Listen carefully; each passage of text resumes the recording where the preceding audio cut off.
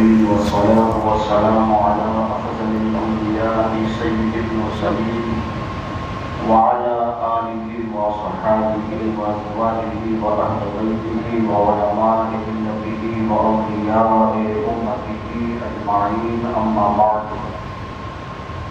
فأعوذ بالله من الشيطان اللعين الرجيم بسم الله الرحمن الرحيم النبي أولى بالمؤمنين من أنفسهم وأزواجه أمهاتهم صدق الله العظيم وصدق رسوله النبي الأمين الكريم ونحن على ذلك لمن الشاهدين والشاكرين والحمد لله رب العالمين إن الله وملائكته يصلون على النبي يا أيها الذين آمنوا صلوا عليه وسلموا تسليما اللهم صل على سيدنا ومولانا محمد معدن الجود والكرم منبع العلم والحكم والحكم صلاة وسلام عليك يا سيدي يا رسول الله صلى الله تعالى عليه وسلم. ماہ رمضان المبارک کی 10 تاریخ یہ یوم وصال ہے محبوب سید کائنات ام المؤمنین محسنہ اسلام حضرت خدیجہ الکبریٰ رضی اللہ تعالی عنہا کا، اور یہ وہ ہستی ہیں کہ جنہوں نے حضور علیہ السلام کی رفاقت میں ایک بڑا عرصہ گزارا اور اسلام پر اپنی دولت ایسے خرچ کی کہ اس کی مثال نہیں ملتی.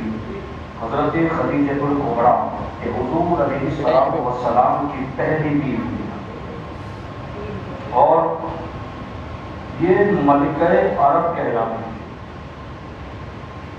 ملکہ عرب یعنی کہ اس وقت پورے عرب میں کسی خاتون کے پاس اتنا مال و متا نہیں تھا جتنا کہ تنہا حضرت خدیجہ الکبریٰ کے پاس. بے شمار لونڈیاں ان کی خدمت میں رہتی، غلاموں کا ایک جم غفیر ان کے پاس، لیکن بعد کی زندگی بھی آپ کے سامنے ہے. اتنی لونڈیاں آپ کی خدمت میں رہتی، اتنے غلام آپ کی خدمت میں رہتے. آپ کے والد کا نام خویلد ہے.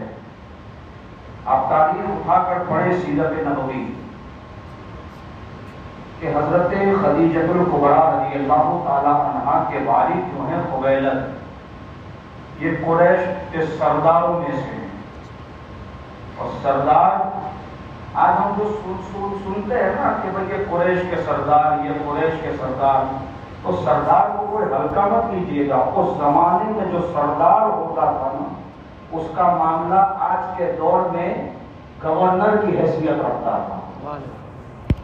وہ لوگ اتنے بڑے لوگ تھے کہ جن سے ملنے کے لیے اپوائنٹمنٹ کی جاتی ہے نا، ویسا عالم ان کا تھا. وہ قریش کے سرداروں میں سے خویلد، اور اتنا بڑا تاجر آدمی، اور ایک لوتی بیٹی حضرت خدیجہ کی. جب آپ کے والد کا انتقال ہو گیا، حضرت خدیجہ الکبریٰ رضی اللہ تعالی عنہا، آپ تنہا ہیں لیکن اتنی باہوش، اتنی سلجھی ہوئی، اتنی سمجھدار. اپنے والد کے سائے کے اٹھنے کے بعد آپ نے سارا تجارت کا معاملہ خود اپنے ہاتھ میں لیا.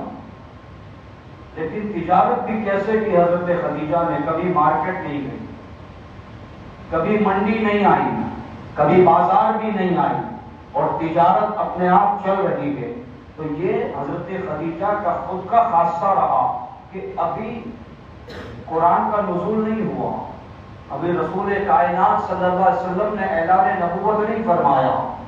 حضرت خدیجہ الکبریٰ رضی اللہ تعالی عنہا اس کے باوجود پردے کی ایسی متحمل تھی کہ آپ کے خاندان کے لوگوں نے بھی حضرت خدیجہ کو نہیں دیکھا.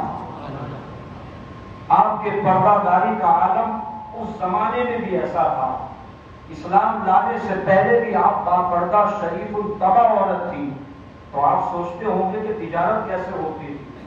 تو آپ کی ایک لونڈی تھی، آپ کی ایک خادمہ تھی جس کا نام نفیسہ تھا۔ حضرت خدیجہ الکبریٰ اپنا سارا معاملہ اس سے بیان کرتے، اپنا سارا شوق اس کو دکھاتے، اپنا سارا مال اس کو دکھاتے، اور اس کے ساتھ آپ کا ایک غلام بعد میں چل کے آپ نے اس کو آزاد کیا، اس کا نام میسرہ، وہ حضرت نفیسہ کے ساتھ ہوتا۔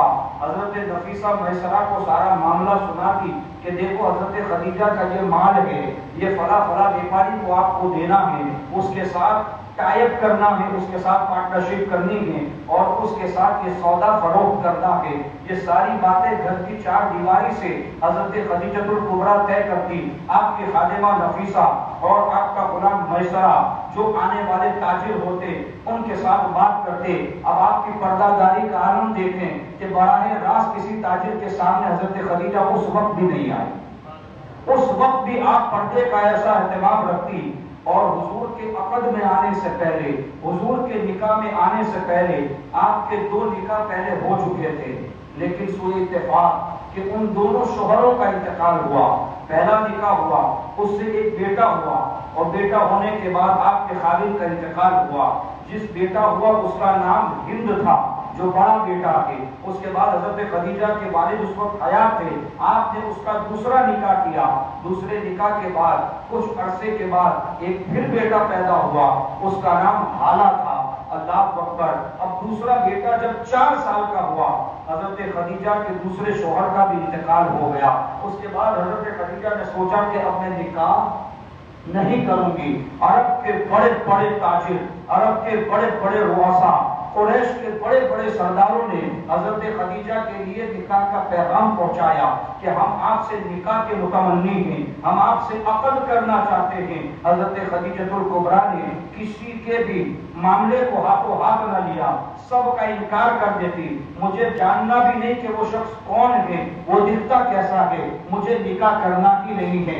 اللہ اکبر! حضرت خدیجہ اپنی تجارت میں مصروف ہے، اپنے دونوں بچوں کی کفالت کر رہی ہے۔ اسی درمیان حضرت خدیجہ الکبریٰ نے سنا کہ اس شہر کے اندر، مکہ المکرمہ کے اندر، ایک 22 سال کا نوجوان لڑکا جس کی لوگ امانت داری کی قسمیں اٹھاتے ہیں، 22 سال کا نوجوان جہاں پر لوگ خیانت پر خیانت کرتے ہیں لیکن امانت کا پہاڑ بن کر ابھر رہا ہے، جس نے اپنی زندگی میں کبھی جھوٹ نہیں بولا۔ حضرت خدیجہ الکبریٰ کے پاس حضور اکرم صلی اللہ علیہ وسلم کی باتیں پہنچنے لگی۔ 22 سال کا تمہارے قبیلے کا محمد عربی جس کو کہا جاتا ہے، عبداللہ کا بیٹا، آمنہ کا لخت جگر، ایک ابھرتا ہوا ستارہ جو عرب کے دستور کے مطابق جہاں جھوٹ کی فراوانی ہے، جہاں بد امنی کی باتیں ہیں، جہاں رشتہ داروں کے ساتھ سلوک اچھے نہیں ہیں، یہ محمد عربی 22 سال کا نوجوان ہے، لیکن اللہ اکبر کیسی لوگوں کے ساتھ شفقتیں کرتا ہے۔ 22 سال کا نوجوان لوگوں کے بوجھ اپنے سر پہ اٹھاتا ہے، ابھی حضور کو دیکھا نہیں لیکن حضور کی باتیں ان تک پہنچ رہی ہے۔ آپ کی خادمہ نفیسہ کی زبانی، اپنے خادم میسرہ کی زبانی، حضور کی باتیں ان تک پہنچ رہی ہے، اور اللہ اکبر حضرت خدیجہ کے دل میں حضور کی جگہ بننا شروع ہو جاتی ہے۔ حضرت خدیجہ نے دیکھا جب اتنا امانت دار ہے، اتنا نیک اور پارسا ہے، تو میں چاہتی ہوں کہ وہ خود میرا سامان تجارت لے کر شام کا سفر کرے، ملک شام جائے اور وہاں پر میرا مال فروخت کرے۔ حضرت خدیجہ نے اپنے غلام میسرہ کو حضرت ابو طالب کے گھر پہ بھیجا اور کہا کہ میری طرف سے پیشکش ان کے سامنے رکھو۔ پتا کیا کہ وہ کس کی کفالت میں ہے، کہا ابو طالب کی کفالت میں ہے۔ حضور علیہ الصلوۃ والسلام حضرت ابو طالب کے گھر میں جلوہ افروز ہے۔ میسرہ آیا اور آنے کے بعد کہنے لگا کہ ہماری مالکین ملکہ عرب حضرت خدیجہ الکبریٰ نے یہ پیغام پہنچایا ہے کہ آپ ہمارا سامان لے کر ملک شام جائیں اور ملک شام جانے کے بعد ہمارے مال کو فروخت کریں، ہمارے مال کو فروخت کریں۔ حضور علیہ الصلوۃ والسلام نے منع فرما دیا۔ حضور کہتے میں نہیں کہوں۔ ابو طالب نے حضور علیہ الصلوۃ والسلام سے کہا کہ بھتیجے چلے جاؤ، اب تم جوان ہو چکے ہو، اور ہمیں اس کی حاجت بھی ہے، ہمیں اس کی حاجت بھی ہے، یعنی کہ پیسوں کی حاجت ہے۔ ابو طالب نے حضور علیہ الصلوۃ والسلام سے کہا، حضور علیہ الصلوۃ والسلام نے جب یہ سنا کہ ہمیں حاجت ہے تو حضور علیہ الصلوۃ والسلام نے اقرار کیا کہ اگر حاجت ہے تو میں جانے کو تیار ہوں۔ اب حضور علیہ الصلوۃ والسلام کی رضامندی لے کر جب میسرہ حضرت خدیجہ کے پاس آیا اور کہنے لگا وہ تیار ہے، تو حضرت خدیجہ نے کہا کہ ٹھیک ہے، یہ سارا سامان ہے، تم لے کر جاؤ، لیکن ایک چیز کا خیال کرنا کہ جو آدمی اس پوری کالی بستی کے اندر نورانی چہرہ رکھتا ہے، نورانی کردار رکھتا ہے، یقیناً وہ کوئی عام بندہ نہیں ہوگا۔ میں نے اس کو ابھی تک دیکھا نہیں ہے، اس نوجوان کو، لیکن میں یہ تم کو کچھ باتیں کہتی ہوں، اس پر غور کرنا کہ جب تم ان کے ساتھ جاؤ تو راستے میں جو جو معاملات پیش ہو وہ آ کر مجھے بتانا کہ راستے میں کیا کیا معاملات ہوتے ہیں، ان کا طریقہ کیا ہے، ان کے ادوار کیا ہے، وہ ساری چیزیں آ کر مجھے بتانا۔ اب میں سارا حضور علیہ الصلوۃ والسلام کی معیت کے اندر سارے لوگ جمع ہونے لگے۔ اب سب سے زیادہ سامان تجارت جو تھا وہ حضرت خدیجہ کا تھا، سب سے زیادہ مال ان کا تھا۔ اب سب لوگ جمع ہوئے، حضرت خدیجہ کے حکم کے مطابق میسرہ نے قافلے والوں کے سامنے یہ اعلان کیا کہ سب سے زیادہ مال ہمارا ہے۔ تو عرب کے دستور کے مطابق اس قافلے کا سردار محمد ابن عبداللہ ہے، یہ ہمارے ورکنگ پارٹنر ہے، ملک عرب کے ورکنگ پارٹنر ہے محمد ابن عبداللہ صلی اللہ علیہ وسلم۔ ابھی اعلان نبوت ہوا نہیں ہے نا، کہ یہ ہمارے پارٹنر ہے اور قافلے والوں کے سردار ہیں۔ سب نے اپنے سر نیاز کو جھکا لیا، اس لیے کہ حضور کی زندگی سب کے سامنے تھی۔ سوچے یار، 22-23 سال کی عمر ہے رسول اللہ، اور 22-23 سال کے اندر اپنی زندگی سے کیسا انقلاب پیدا کیا۔ جو غیر تھے وہ بھی اپنے حضور کو اپنا قافلے کا امیر ماننے کو تیار۔ سب لوگوں نے حضور کی معیت پہ سفر شروع کیا۔ اب سفر ہونا شروع ہوا، میسرہ نے دیکھا کہ جب دھوپ تیز ہوتی، آسمان پر بادل کا ٹکڑا آتا اور رسول اللہ پر سایہ کر دیتا، اور حضور جس سمت جاتے وہ بادل کا ٹکڑا ساتھ میں چلتا رہتا۔ یہ حضور علیہ الصلوۃ والسلام پر اعلان نبوت سے پہلے کے اکرامات ہیں۔ اب ان لوگوں نے وہ کتاب کہاں پڑھی جو کہتے ہیں کہ حضور علیہ الصلوۃ والسلام 40 سال کے بعد نبی ہے؟ یا اکراموں کی بارش تو 22 سال کی عمر میں ہو رہی ہے۔ ارے 22 سال تو بہت بات کی چیز ہے نا۔ حضور جب پیدا ہوئے تو خانہ کعبہ حضور کے سامنے چھپ گیا۔ سبحان اللہ۔ کعبے کو کس نے بتایا یہ نبی ہے؟ وہ تو پتھر کی عمارت ہے، اللہ کے جلال و جبروت کا مرکز ہے وہ۔ اللہ نے اسی وقت بتا دیا یہ کوئی پیدا ہونے والا عام نہیں ہے، یہ امام الانبیاء تشریف لا چکا ہے۔ خانہ کعبہ جس کے آگے جھک رہا ہے، آسمان کا ٹکڑا جس پر، بادل کا ٹکڑا جس پر سایہ کیے ہوئے ہیں، یہ اعلان نبوت سے پہلے کے اکرامات ہیں۔ جو کہتے ہیں 40 سال کے بعد نبی بنے، تو اس بات کو کہاں رکھو گے کہ اللہ اکبر، حضور علیہ الصلوۃ والسلام۔ بات آگے چلے، حضور علیہ السلام آگے تشریف لے گئے۔ اب راستے میں ایک کلیسا آتا تھا جہاں پر یہ ملک شام تجارت کرنے والے ہمیشہ کہتے ہیں کہ جب یہاں سے ممبئی جاتے ہیں تو لوگ فاؤنٹین میں رکتے ہیں، کوئی ہوٹل میں رکتے ہیں۔ اسی طرح عرب کے لوگ جب ملک شام قافلے کے لیے جاتے تو راستے میں ایک کلیسا پڑتا تھا جہاں پر فری کھانا دیا جاتا، رہنے کا انتظام ہوتا تھا۔ حضور علیہ الصلوۃ والسلام کلیسے میں داخل نہیں ہوئے، سارے لوگ کلیسے میں گئے آرام کی غرض سے۔ حضور علیہ الصلوۃ والسلام کلیسے کے باہر ہیں اور ایک درخت ہے، اس درخت کے سائے میں حضور علیہ الصلوۃ والسلام بیٹھے۔ اب کلیسے کے راہب نے دیکھا کہ سارے قافلے والے آئے، ایک شخص ہے جو اس درخت کے نیچے بیٹھا ہے، وہ کلیسا کا راہب جو 80 سال سے تارک الدنیا ہو کر اس گرجا گھر میں بیٹھ کر اللہ کی عبادت کر رہا تھا، پہلی مرتبہ اس کلیسے کی سیڑھی اتر کر اس جھاڑ کے نیچے آتا ہے، رسول اللہ کو دیکھتا ہے، اور دیکھنے کے بعد میسرہ کو آواز دے، اس نے دیکھ لیا کہ میسرہ کے ساتھ یہ آئے تھے، میسرہ کو آواز دی. میسرہ پہلی مرتبہ نہیں آیا ہے ملک شام، اس سے پہلے بھی کئی مرتبہ آ چکا ہے. میسرہ کو کہا ادھر آ. میسرہ آیا اور آ کر کہنے لگا، اس سے پوچھا گیا کہ یہ تیرے ساتھ آئے تھے؟ کہاں یہ ہمارے قافلے کے سردار کے. ارے بے وقوف، یہ قافلے کا سردار نہیں ہے، اللہ نے اس کو کائنات کا سردار بنایا. پہچان نہیں رہا ہے تیرے ساتھ کون آیا ہے، اس کو پہچان نہیں رہا ہے. کہ یہ درخت بو کے میں 80 سال سے اللہ کی عبادت میں ہوں، آسمانی کتابوں کو پڑھ پڑھ کر رٹ ڈالی تھے. میں نے پڑھا ہے انجیل اور توریت اور زبور کے اندر کہ اس درخت کے نیچے نبی آخری زمان آ کر آرام کرے گا اور کوئی اس درخت کے نیچے نہیں بیٹھے گا. آخری نبی بن کر آئے گا وہ اس درخت کے نیچے آ کر بیٹھے گا. اللہ اکبر، یہ صرف تیرے قافلے کا سردار نہیں، ہم قریب اللہ اس کو ساری کائنات کا سردار بنانے والا ہے.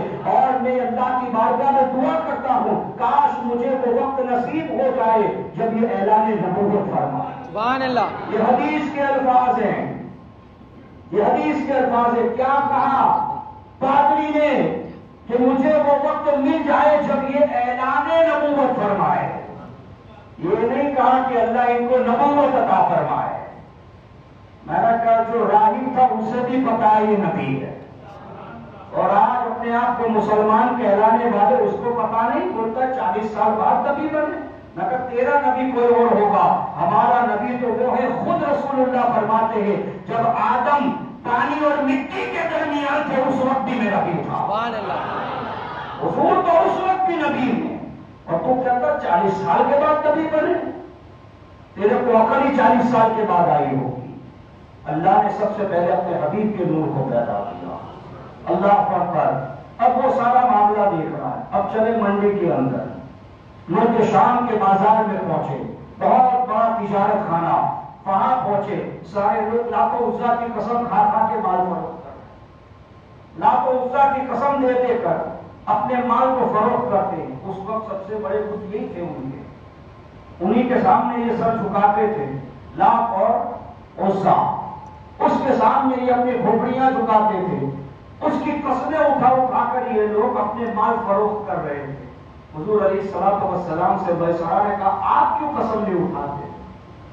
حضور نے فرمایا جھوٹی قسم اللہ کا نیک بندہ کبھی نہیں اٹھاتا. اللہ کا بندہ جو ہوتا ہے وہ کبھی بھی جھوٹی قسم نہیں اٹھاتا. حضور جس سے منہ موڑتے ساری منڈی کے لوگ وہاں آ جاتے ہیں.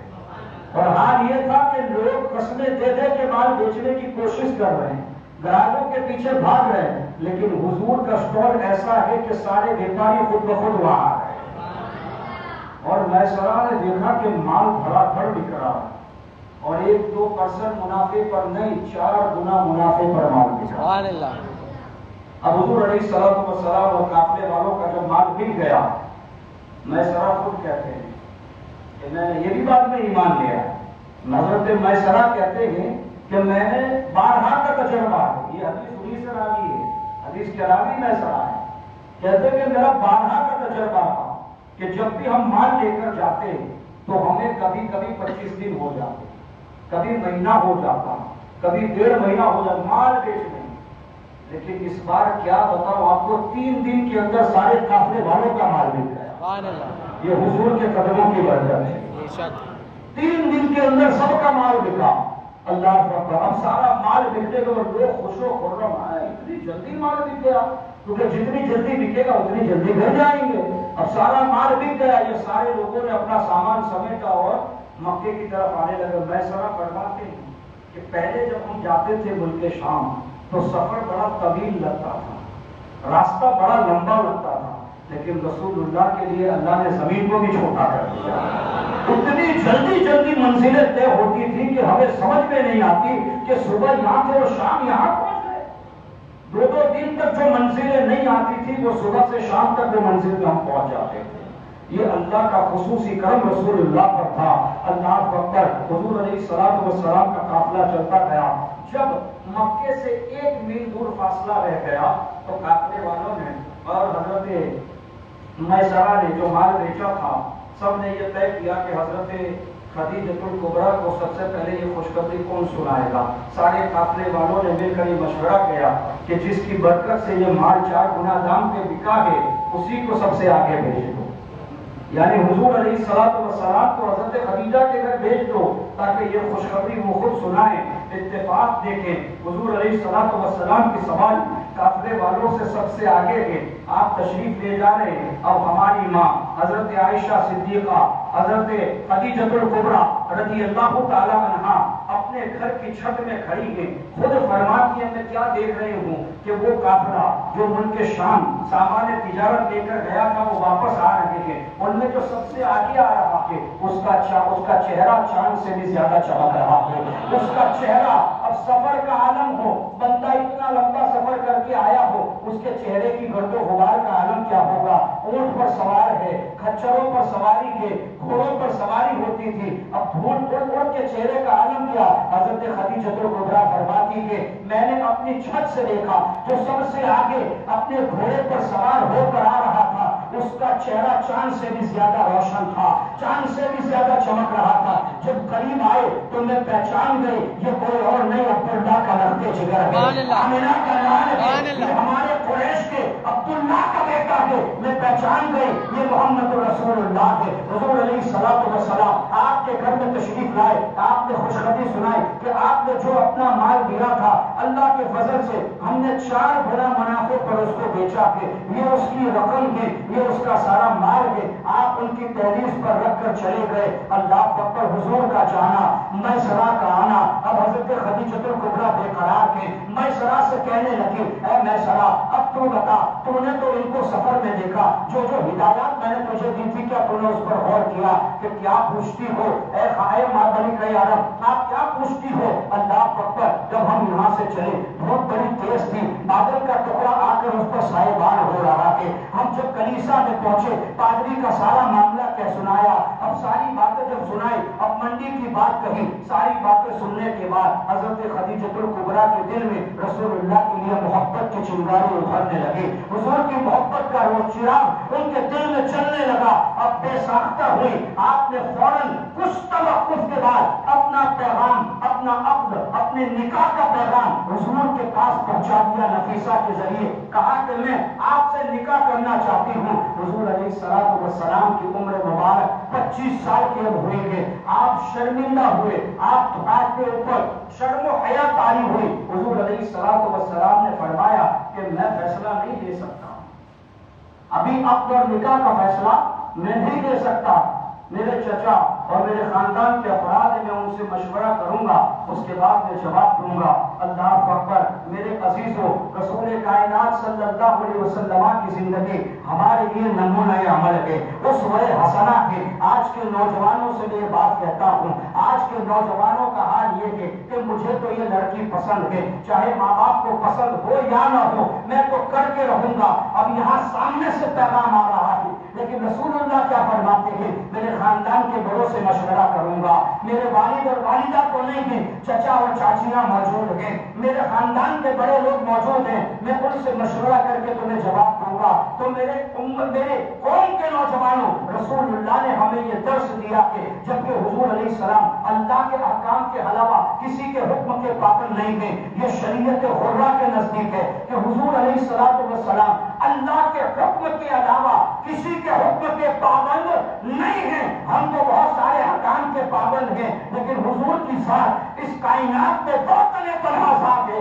جو اللہ کے علاوہ کسی کے حکم کی پابند نہیں۔ حضور چاہے وہ فیصلہ کر سکتے کہ اللہ نے یہ اختیار حضور کو دیا، اس کے باوجود حضور اپنی امت کی تعلیم کے لیے یہ درس دیتے کہ جب رشتے کی بات آئے اپنی منمانی مت چلانا، اپنے ماں باپ کا کہا سننا، اپنے خاندان والوں کی بات ماننا، اس لیے کہ جو اپنے بڑوں کے ادب سے اپنے بڑوں کی بات مان کر جو کام کرتا ہے اللہ کی رحمت اس میں شامل ہوتی ہے، اللہ کی رحمت اس میں شامل ہوتی ہے۔ یہ حضور نے درس دیا۔ اب حضور علیہ السلام نے جب توقف فرمایا تو حضرت خدیجہ سے رہا نہیں گیا، میسرہ اور نفیسہ کو بلانے کے بعد بہت سارے تحائف دیے اور ابو طالب کے گھر بھیجا کہ جاؤ اور میری طرف سے عقد کا پیغام پہنچاؤ، نکاح کا پیغام پہنچاؤ۔ بہت سارے تحفے تحائف، میں نے پہلے کہا ملکۃ العرب کے اتنے سارے تحفے تحائف بھیجے اور اس کے بعد نکاح کا پیغام۔ ابو طالب تھوڑے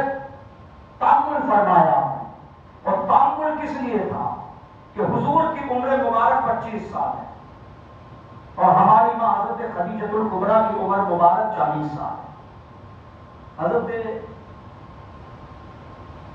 ابو طالب نے تعامل فرمایا اور اپنی اہلیہ سے مشورہ کیا کہ آپ کیا فرماتی ہیں؟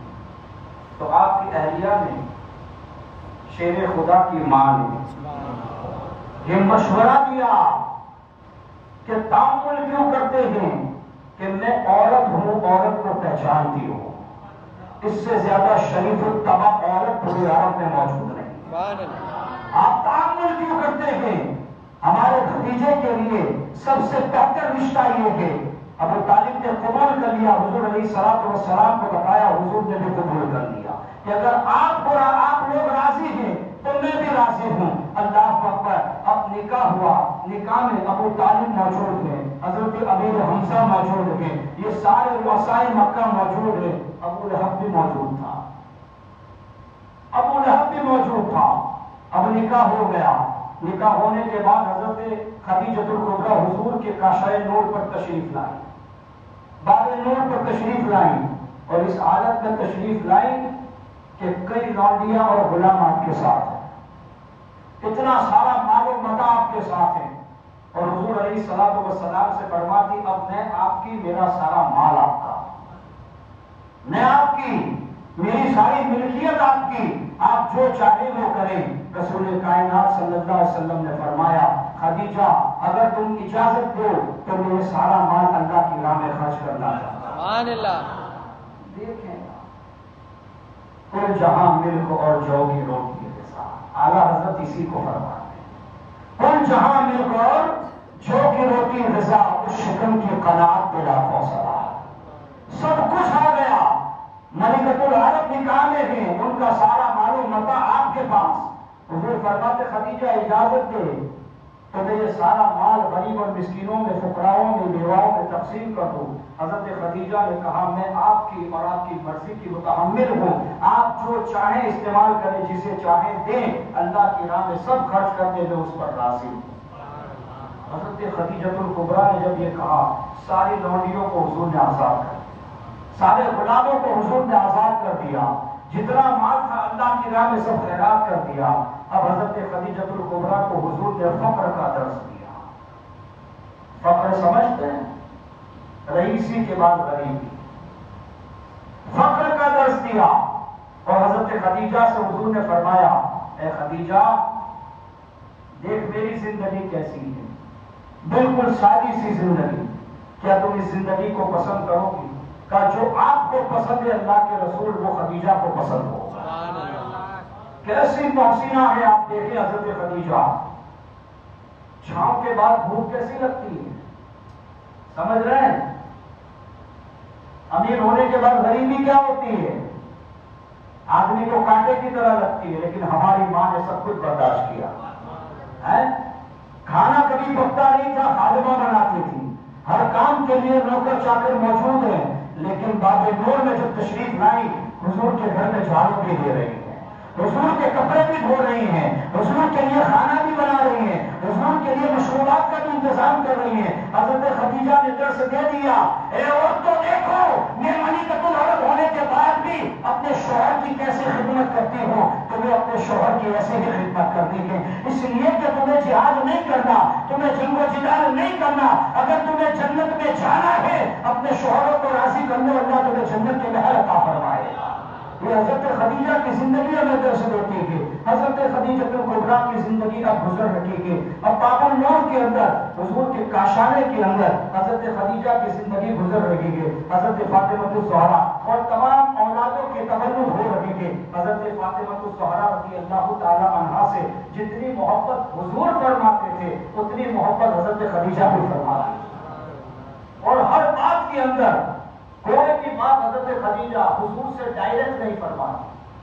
جب بھی بات کرنی ہوتی حضرت فاطمہ کا وسیلہ تھی. کیوں؟ اس لیے کہ وہ جانتی تھی کہ اگر فاطمہ نے بول دیا تو حضور کبھی بھی منع نہیں فرمائے. حضور اتنی محبت حضرت فاطمہ سے فرماتے. جب حضرت خدیجہ الکبریٰ کا آخری وقت آیا تو حضرت خدیجہ الکبریٰ کے پاس آپ کے بچپن کی ایک سہیلی ہے اور آ کر بیٹھ گئے.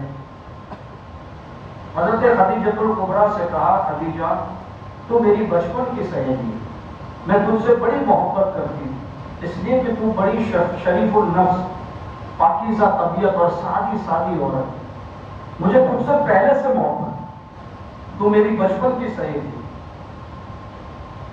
مجھے جب پتا چلا کہ تو بہت حقیر ہے تو میں تجھ سے ملنے آ گئی. جانتی ہیں قریش کے سردار کیا بولتے ہیں کہ اگر خدیجہ کا وصال ہو گیا تو ہم اسے مکے کے قبرستان پہ دفن نہیں ہونے دیں, اس لیے کہ اس نے محمد عربی کے دین کو قبول کر لیا.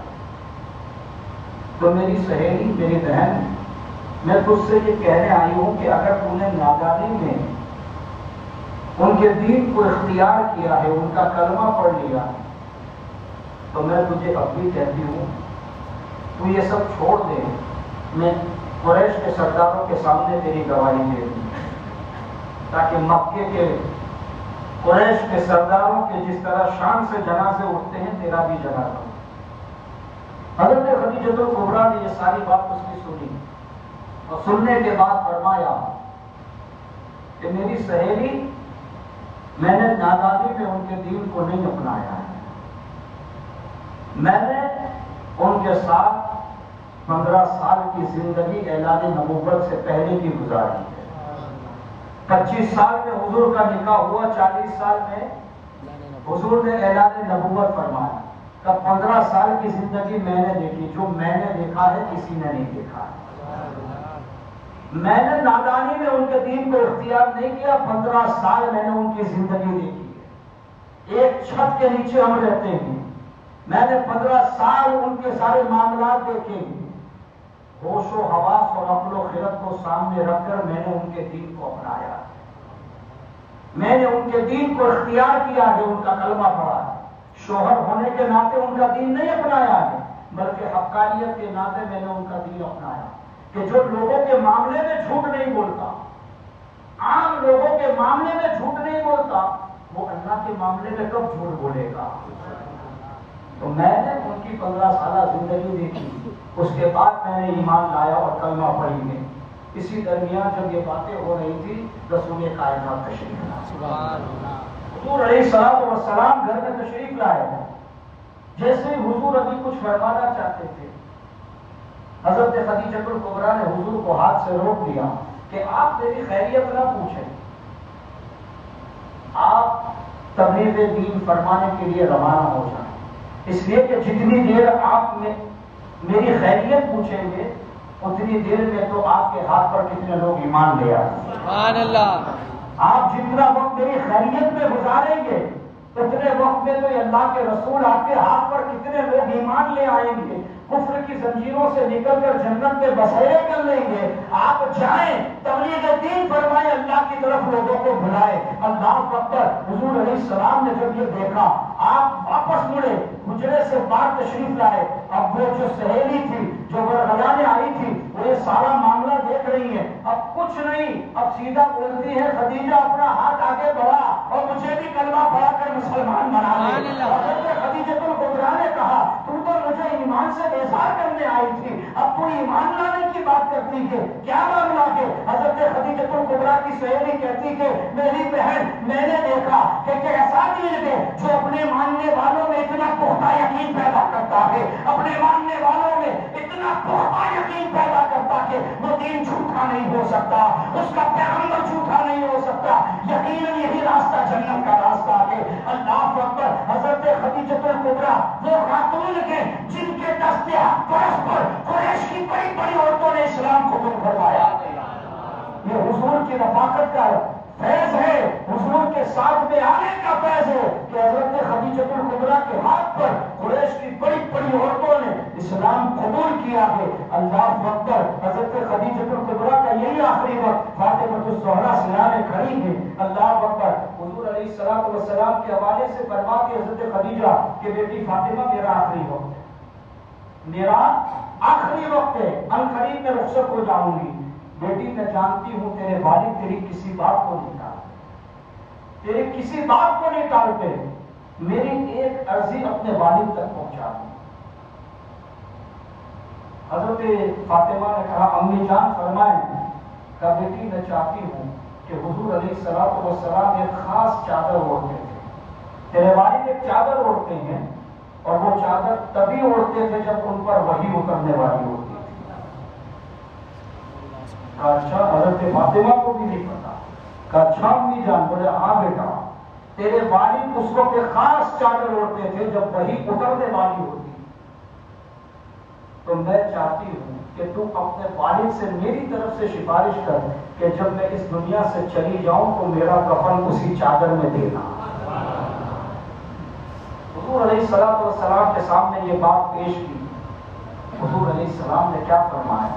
بس خدیجہ یہ مانگا، تو اگر محمد ابن عبداللہ کی جان بھی مانگتی خدیجہ تیرے لیے تو جان بھی حاصل ہے، کیونکہ تو نے میرے ساتھ وہ رفاقت کی ہے، تو نے میرے ساتھ وہ معاملہ کیا کہ تیرے رشتے دار بھی آتے ہیں تو مجھے خوشی میسر ہوتی ہے۔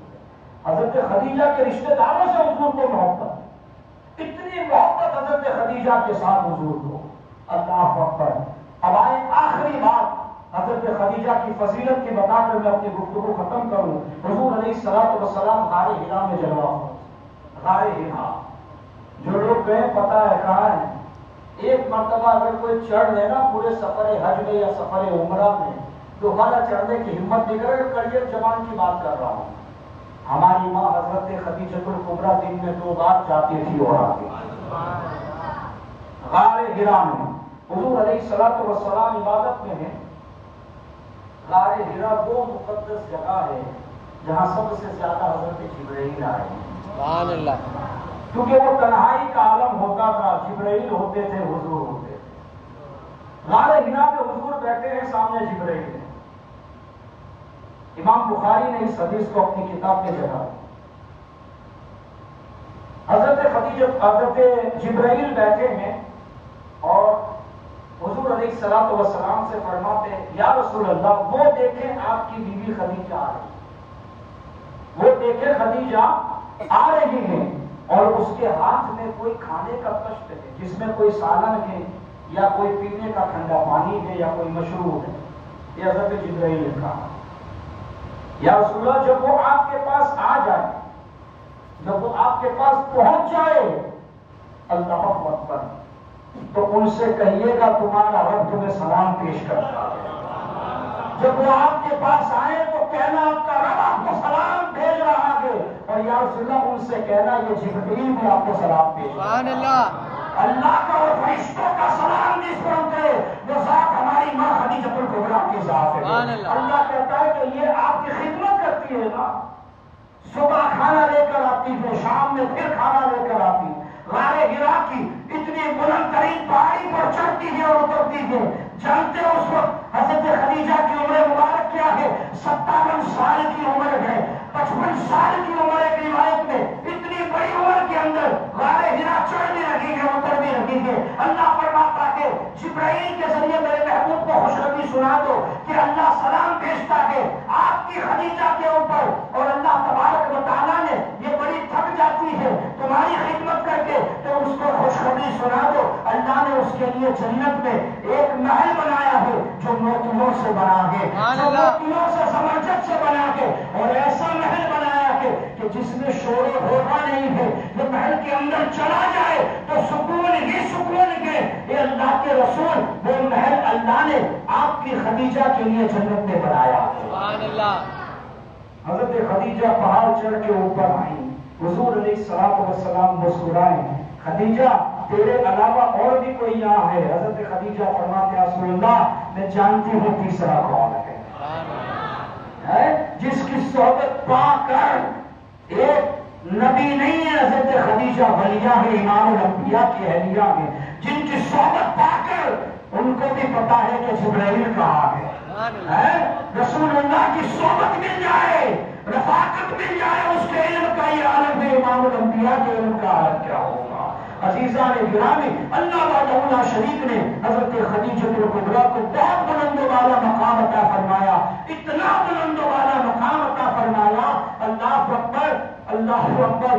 آخری بات اور ایک عرض کر دوں، باتیں اتنی حضرت خدیجہ کے حوالے سے ایک بج جائے گا بات پوری نہیں ہوگی۔ حضور علیہ السلام کا ایک خاص وقت تھا آرام کا، قیلولے کا، ظہر کی نماز کے بعد۔ اس وقت حضرت عائشہ صدیقہ فرماتی ہے کہ یہ وہ وقت تھا کہ جس وقت حضرت ابو بکر سے لے کر حضرت علی تک، عشرہ مبشرہ تک، کوئی بھی حضور کے آرام میں دخل نہیں دے سکتا تھا۔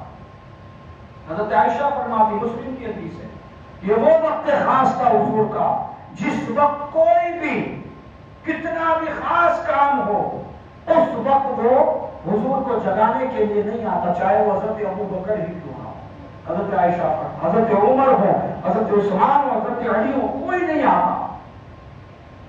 ایک دن حضور میرے حجرے میں آرام فرما رہے ہیں، یہی وقت تھا، مسجد نبی میں ایک شخص داخل ہوا اور اس نے حضور کے متعلق دریافت کیا۔ حضرت عائشہ کا جملہ دیکھیے کہ یہ وہ وقت تھا کہ اس وقت میں بھی حضور کو نہیں جگاتی، میں بھی نہیں جگاتی تھی۔ ارے اس سے بھی آگے کی ایک بات میں عرض کروں، حضرت جبرائیل بھی حضور کو نہیں جگا سکتے۔ شب معراج کیا ہوا تھا کہ پروردگار تیرا حبیب تو سو رہا ہے، آرام کر رہا ہے، کروں تو کیا کروں؟ حضرت جبرائیل کی بھی مجال کہا ہے کہ حضور کو جگا دے، اس لیے کہ تعظیم کا معاملہ ہے، ادب رسول کا معاملہ ہے۔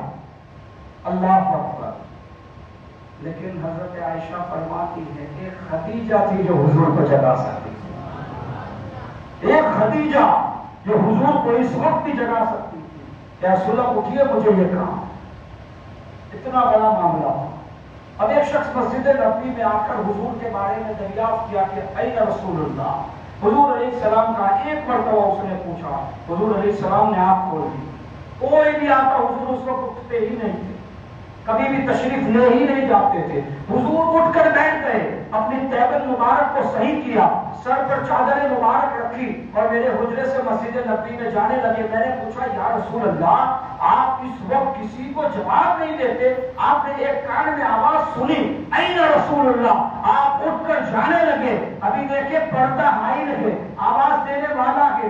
حضور علیہ السلام سے حضرت عائشہ پوچھتی ہے یا رسول اللہ آواز آئی، آپ اٹھ کر جانے لگے، معاملہ کیا ہے، کون ہے؟ حضور علیہ السلام نے 3 مرتبہ فرمایا میرا حالہ آیا ہے، میرا حالہ آیا ہے، میرا حالہ آیا ہے۔ یہ حالہ کون ہے؟ یہ حالہ حضرت خدیجہ الکبریٰ کا چھوٹا بیٹا ہے۔ حضور علیہ السلام نے ان کی آواز سنی اور جانے لگے۔ حضرت عائشہ نے کہا یا رسول اللہ کیا بات ہے؟ کہا خدیجہ سے نسبت رکھنے والی ہر چیز کو محمد رسول اللہ کو پیار ہے، خدیجہ سے جس کو بھی نسبت ہے میں محمد رسول اللہ اس ہر نسبت کا پاس رکھ کر اس سے محبت کروں گا۔ یہ حالہ خدیجہ کا بیٹا ہے یعنی کہ میرا بیٹا۔ یہ حضور نے فرمایا کہ اللہ اکبر، حضرت خدیجہ کا اتنا بڑا بلند بالا مقام کہ اللہ پاک لا شریک نے آپ کو جنت المعلیٰ میں جگہ عطا فرمائی ہے۔ اور یاد رکھے قیامت میں جنت میں حضور جہاں رہیں گے وہاں حضرت خدیجہ الکبریٰ ہوا۔ اللہ نے اتنا بڑا مقام عطا فرمایا۔ اللہ کی بارگاہ میں دعا ہے اللہ کریم ہمیں حضرت خدیجہ الکبریٰ ہماری ماں ام المومنین کے فیضان سے مالا مال فرمائے، ان کے صدقے میں ہمارے گھر کی ماں بہنوں کو بھی ان کے نظر میں شامل فرمائے اور ان کے فیضان سے ہمیں مالا مال فرمائے۔ اور آخری بات، کل افطار میں جب بیٹھو تو افطار کھانے کی چیز ہے، اڑ پڑے اور حضرت خدیجہ الکبریٰ کی بارگاہ میں افطار میں اثار ثواب کرے۔ افطار میں اس لیے کہ حضور فرماتے ہیں جو خدیجہ کو تحفہ دیتا ہے میں اس سے راضی ہو جاتا ہوں، جو خدیجہ کا نام لیتا ہے میں اس سے راضی ہو جاتا ہوں۔ حضور فرماتے ہیں اگر ہم ایثار ثواب پہنچائیں گے حضور راضی ہوں گے کہ نہیں؟ اور افطار کے وقت کریں گے انشاءاللہ۔ انشاءاللہ یاد رکھیے گا کل افطار حضرت خدیجہ الکبریٰ کے ایثار ثواب کے ساتھ ہوگی۔ اللہ تعالیٰ مجھے اور آپ کو کہنے سننے سے زیادہ عمل کی توفیق عطا فرمائے۔ کہنے سننے میں غلطی ہوئی ہو اللہ پاک اپنے حبیب کے صدقے معاف فرمائے۔ وما علینا الا البلاغ۔ السلام۔